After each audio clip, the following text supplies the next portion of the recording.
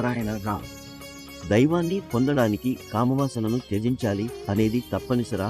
దైవంతో అనుసంధానం కోసం బ్రహ్మచర్యాన్ని పాటించాలా? సమస్తాన్ని వదిలి కొండలలో తపస్కరించినప్పుడే దేవుడితో కలిసిపోగలమా? ఇది ప్రతి ఒక్కరి మనసులో ఎప్పుడో ఒకప్పుడు వచ్చే ప్రశ్న. ఈ రోజు ఈ అంశంపై మనం చర్చిస్తాం.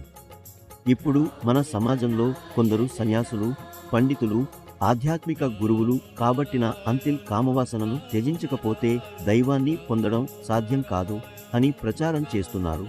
కానీ మన మహాగురు బాలక బ్రహ్మచారి జీ అందరికీ సత్య మార్గం చూపించే ప్రయత్నం చేశారు. బాలక బ్రహ్మచారి జీ బాల్యంలో జరిగిన ఒక సంఘటన ద్వారా ఈ విషయాన్ని వివరించడానికి ప్రయత్నిస్తాను. దైవాన్ని పొందేందుకు ఇంటిని వదిలేయడం అవసరం లేదు అనేది నిజం. కాషాయ వస్త్రాలను ధరిస్తే గాని అది ప్రపంచాన్ని వదిలి ఆత్మనిష్ఠలో ఉండడం అనే అర్థం కాదు. ప్రతి వ్యక్తికి తన సొంత నమ్మకాలు ఉంటాయి. కానీ మన సంతాన్ దళం ఉద్దేశం యథార్థానికి ఆధారంగా ఉంది. ప్రతి 12 సంవత్సరాలకోసారి ఒక అవతారి వ్యక్తి భూమిపై జన్మిస్తాడు. మన మహాగురు బాలక బ్రహ్మచారి జీ ఆ అవతారి వ్యక్తి. ఆయన బ్రాహ్మణ కుటుంబంలో జన్మించారు. అవతార వ్యక్తి ఎక్కడ జన్మించినా అక్కడి సన్యాసులు, ఆధ్యాత్మిక వ్యక్తులు దాన్ని గుర్తిస్తారు. ఒక రోజు కొండలలో ఉన్న ఓ సన్యాసికి ఒక అవతారి శిశువు జన్మించాడని తెలిసింది. ఆ శిశువు బ్రహ్మజ్ఞాని అని చెప్పబడింది. ఇది విన్న సన్యాసి ఆ శిశువును నా దగ్గరికి తీసుకురండి అని అన్నాడు. ఆ బాలుణ్ణి చలికాలంలో వెచ్చని బట్టలు వేసి సన్యాసి వద్దకు తీసుకెళ్లారు. ఆ బాలుణ్ణి చూసిన సన్యాసి, ఇది అంత చిన్న వయసు పిల్లవాడేనా?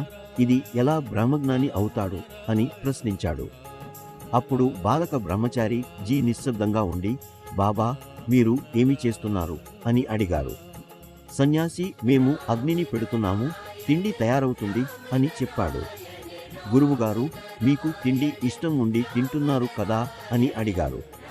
సన్యాసి, అవును, మాకు తిండి ఇష్టం అని చెప్పాడు.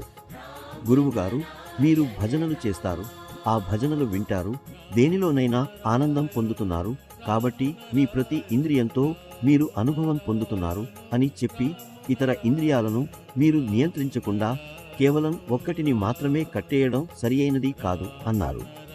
కామవాసనను త్యజించడం ద్వారానే దైవాన్ని పొందగలమన్నది సరికాదు అని వారు స్పష్టం చేశారు. కామం లేకుండా ప్రపంచం ముందుకు సాగదు, కానీ అన్నిటికీ హద్దు అవసరం అన్నారు. ఇలాంటి సంఘటనల ద్వారా మహాగురు జీ సమాజానికి సత్యాన్ని చూపించారు. ఇక్కడ ఎవరినీ నొప్పించాలనే ఉద్దేశం లేదు. సంతాన్ దళం యథార్థానికి సంబంధించినది. రామ్ నారాయణ రామ్ పేరుతో మీరు అనుసంధానమైతే మీ జీవిత కష్టాలు ఎలా తొలగిపోతాయో తెలుసుకుంటారు. కేవలం ఆలోచించి కూర్చోవడం ద్వారా జీవితం సార్థకం కాదు. మీరు పని చేయాలి, కృషి చేయాలి. రామ్ నారాయణ రామ్ పేరుతో అనుసంధానమవ్వడం ద్వారా ఆనందం మీ జీవితంలో చేరుతుంది.